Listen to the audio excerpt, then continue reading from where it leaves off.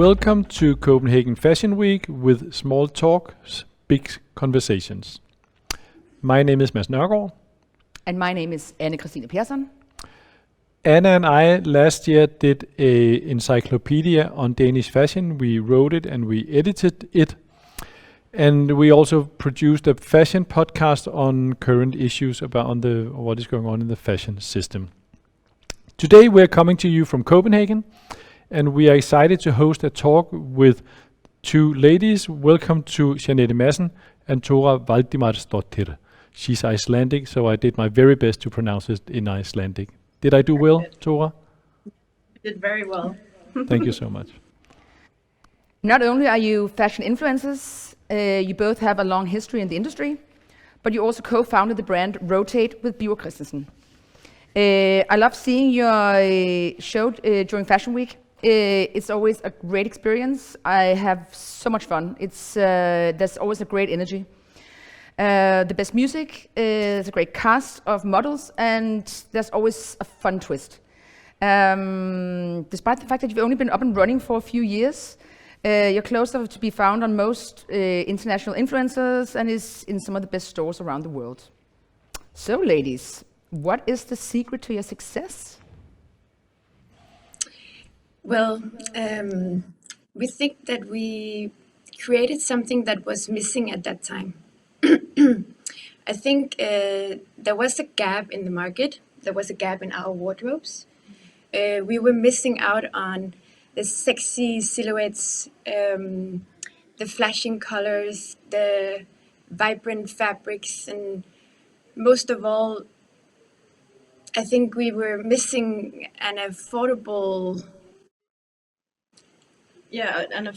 dress brand. Yeah. We were at the time working at a fashion magazine here in Denmark, and we didn't have that much money. We don't have rich parents. So we had all these events that we were going to all the time. We were always traveling. And especially for Fashion Week, we always had to wear something new for the street style. And it was a point of, we needed something that was, like Jeanette said, affordable, and colorful and fun, and everything that the big brands are able to do, but we wanted to do the same thing with our brand. So, but how did you, it makes complete sense, and I think that's exactly what you did. You brought a lot of fun into a Danish fashion scene that was maybe a bit more serious at the time, and you really brought that energy and so on. But did you just look at each other and said, yeah, let's do it? Or did you contact Bjørn Christensen, or what was, who said, let's do this, or I have this idea, or let's call it, or what was the more, I mean, how did you get it done? Well, yeah, I mean, Thora and I definitely shared a passion and a mutual dream about creating something. And we were colleagues at Costumes, and every day we were talking about, should we do something else? And is it just it? And as we kept on talking and in our conversation, we agreed that this is actually missing in the market.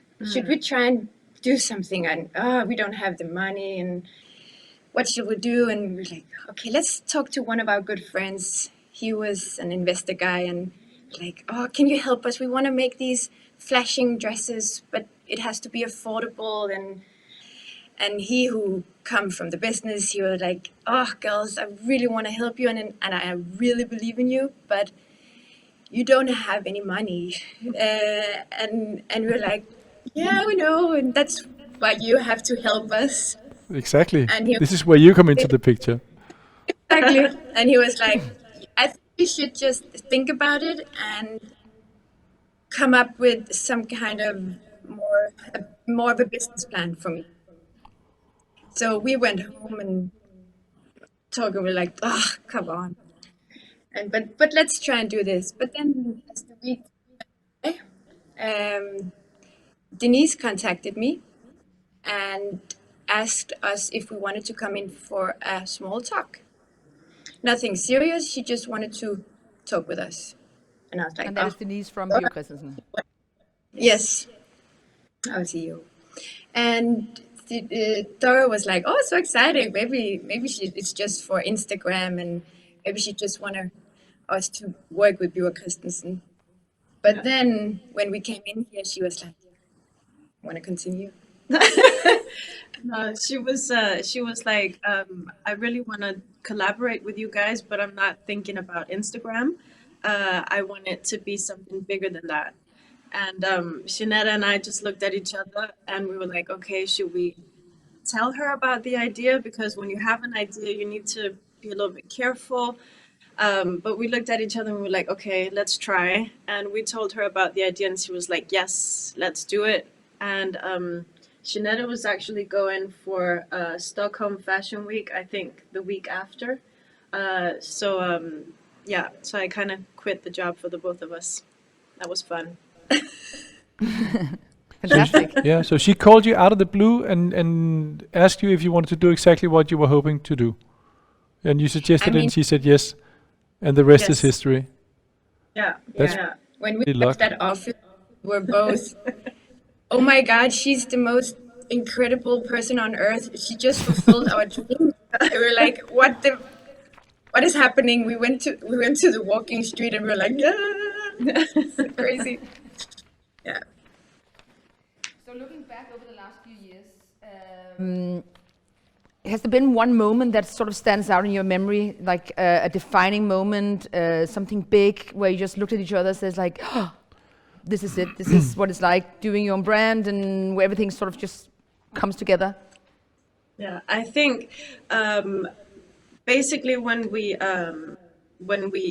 had decided to quit our jobs, we went for fashion weeks, and at that time we were talking to, because we know quite a lot of people in the industry, so we had all these meetings that we always have, and all the web shops were quite excited about the idea that we were coming with our own collection. And then we presented the collection 6 months later. And I think when we first heard that Netta Porter and My Teresa were the first customers, that fashion week, from that day, it was just insane. And then the show was, I think, the next day. And everything was just surreal. We had, all of a sudden, we had a collection, we had a show, we had 2 customers that were the biggest. That was our dream. We said, if we just get Netta Porter and My Teresa and these international web shops, then we're good. And they were the first clients, so that was, yeah, One of them. yeah. And then everything just took off after that. So it's just, yeah, I think that was the first really defining moment for us. Yeah.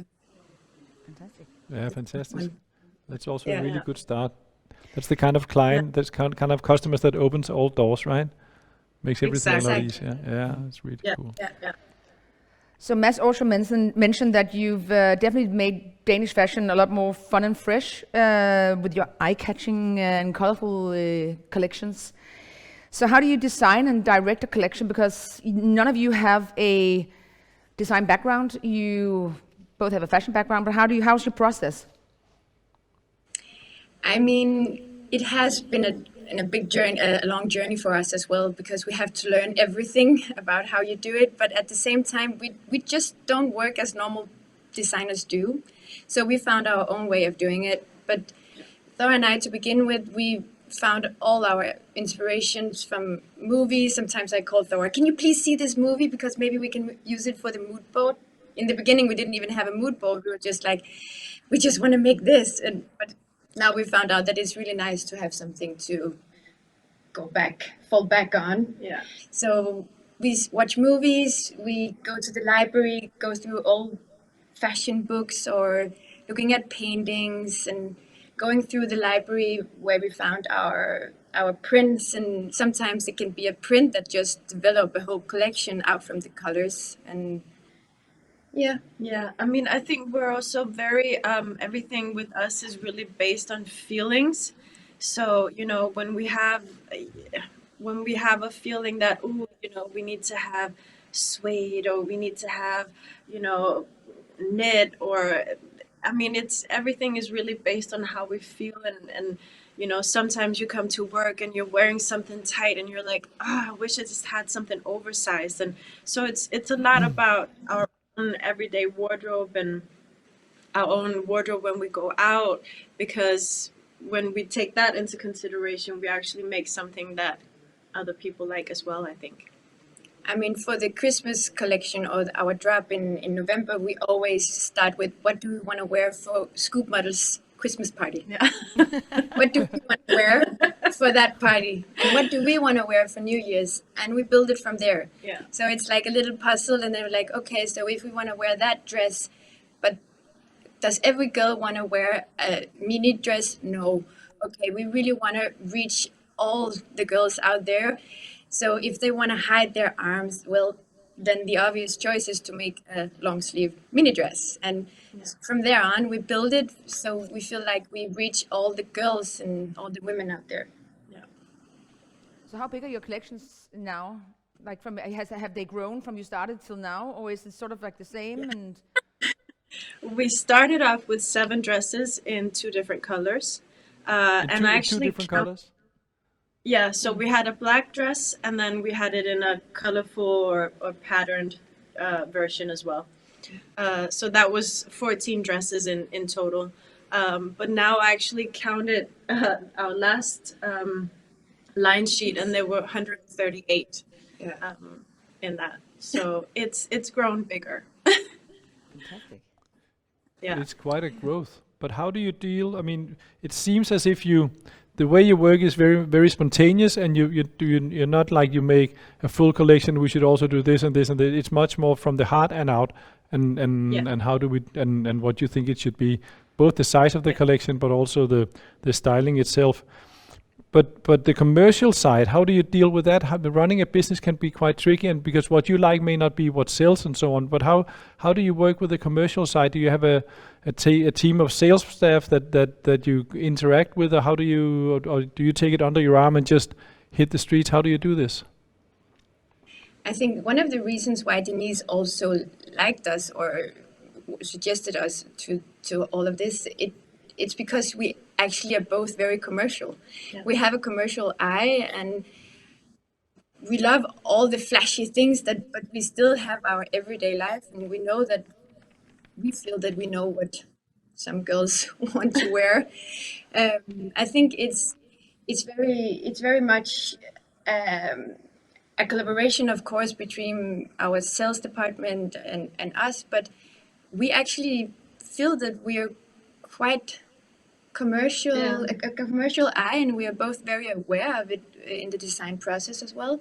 So if we have like a crazy fabric, well, then we use a more classic style, and if we have a crazy color, it's more safe style we go for. And I think that we learned a lot from the first collections as well, because in the beginning, the customers, our sales team told us that the customers were very excited about our flower prints. And all of a sudden we had this collection with, all kinds of flower prints. And on certain styles for us, it worked really well. But on the more feminine styles, it just became too feminine for the way that we would actually dress on a day-to-day basis. So we made some mistakes along the way, but we learned quite quickly from it. So when we do choose to use a flower pattern, we use it on more raw styles, if you can say it like that. So it kind of has the balance between the feminine and the more, maybe, I don't know, masculine or edgy. Yeah. More sexy style. Yeah. I think. Yeah. So the last year or so has been a difficult time for us all. And you've been quoted to say that you love a spectacle, and that Rotate is all about going out, dresses and clothes. So how have you, as a brand, developed or adjusted to the current climate? Well, I think, the brand started out being a dress brand. So it was mostly party dresses, but it was also like a more everyday kind of dress that we were making.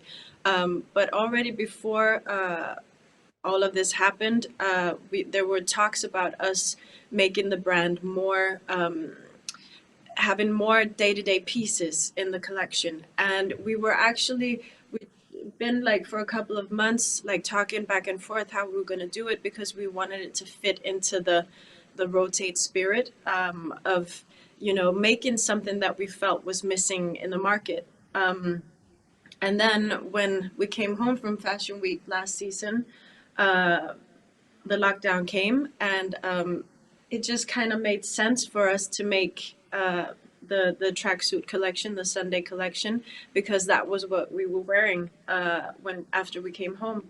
So to have the whole rotate vibe, so we made the sweatshirts more oversized. We had popping colors. Then we had the short crop one that was a little bit more sexy. So it was still in the rotate vibe. And that it just became a natural development for the brand. Yeah, I think all brands grow in the years, So of course it was in the carts that we of course couldn't keep on creating new dresses. I mean, we do all our rerunners and all, but it's not like a full new collection every time. We have old dresses as well, which we know goes well, but for us it was more natural that, well, we also want to work with knitwear, and for example the dress I'm wearing now is new in the collection, and we're so happy to finally introduce this. Also because for us we were more like, oh, it's all about comfort, we were sitting at home, we were like, well, we still want to wear something nice, but it should be comfortable. So I think the time is changing, and we will go back to wearing all the party pieces, but I think it's all about being comfortable. So for now, we also introduced a lot more softer and stretchy materials to the collection, which you had before. So yeah, it's a really nice development. Yeah. It's ever changing,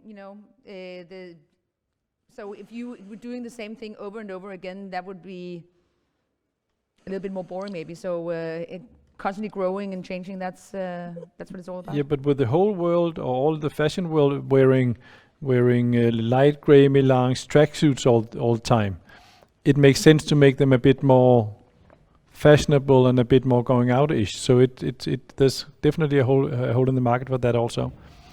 But in the fashion world for the last seasons, or for the last years, we've been talking so much about sustainability. And Copenhagen Fashion Week has its own sustainability agenda. So we need to ask also, what is Rotate's agenda in as a fashion brand towards sustainability? Is it something you're discussing or working on, or what are your thoughts about this? I mean, I think when we started the brand, it was for a year contract. So at that time, we thought we were going to do maybe 2 collections, and then we would see where it would go. I don't think we ever thought that it was going to take off like it did. So in the beginning, we were more thinking about what materials we liked and what colors and patterns and stuff like that. But as soon as we actually knew that we were going to continue to make this a proper brand and grow, our focus was on sustainability from the beginning. And luckily, we have an amazing team who are so good at sourcing. So I think now we're up to 53% of the collection is sustainable. In the main collection, and then on our Sunday collection, it's 99% sustainable. It's pretty cool. That's fantastic. Yeah, that's really. So what does the future hold for? Oh, sorry. No, I mean, for us, it's just very important that we really try everywhere where we can to make the garment sustainable. But sometimes we have like a little sequin dress or jacket, and we can't source that in sustainable material, and of course it's our goal, and we minimize. We try. It is the goal to be 100%. But becoming more sustainable is a process, and you need to start somewhere, and you need to. Yeah. You can't just go from one thing to the other in the snap of a finger. So yeah, Makes sense. but it's great that you're working on it now. So what does the future hold? You mentioned a little while ago that you only thought there was going to be a few collections, and now a few years later, here we are. So where are you in like 5 or 10 years, maybe? Oh, maybe we should just start on now because there is so much on the board right now. We have so many things coming up, and we're so excited to show you in a very short time. Yeah, we have some collaborations that are going on right now, and we're continuing with our Sunday collection, which is really exciting. So, I mean, for us, we're more living in the now. Yeah, So that's us. yeah. So let's Sounds see. cool. Yeah, let's see. Fantastic. On a closing note, what would you give? What advice would you give to any new designer or young apprentice who dreams of a future in the fashion world? What would you? I mean, you've just made something that really exploded and went really well. What advice would you give as the last words of our nice To be conversation? honest, maybe just, I don't know if you agree, but I think it's so important that you are yourself 100%, because then people can see it. I think right now there is a trend going on where people find the comfort in looking like each other. And when we started making Rotate, it was more about standing out. Like standing out on Instagram, showing who you are yourself and not just blending in. But right now there is a trend going on where people find the comfort in just being like everybody else. And I don't think that you can go a very long way like that. I think you have to stand out and be yourself 100%, because then people can see it and they can see your vision. I think it's also having, you know, a clear strategy for what you want, and once you have that, you really need to surround yourself with people that can advise you and help you in various ways. And you know, we were very lucky to have Bjørn Christensen that believed in us. But it can also be, you know, people in your environment that, you know, some of your friends may be, I don't know, lawyers, or, you know, work in a bank or be accountants or whatever. And they can advise you as well as to, you know, which ways to go when you actually start up a business. So I think, you know, talk to the people around you and get their opinions and their advice. I think that's very important. And be true to yourself. Yes. Yeah. Most importantly. Fantastic. Great. I think that's all the time we have for now. But thank you so much, Thora and Jeanette, for Thank you joining so us. much. Nice to talk to you, and good luck with this, Yeah, and good luck with everything. with everything in the coming fashion week. Yeah. Thank you so much. Thank you so much Thank for you. tuning into our talk live from Copenhagen. Live from Copenhagen. Thanks for us.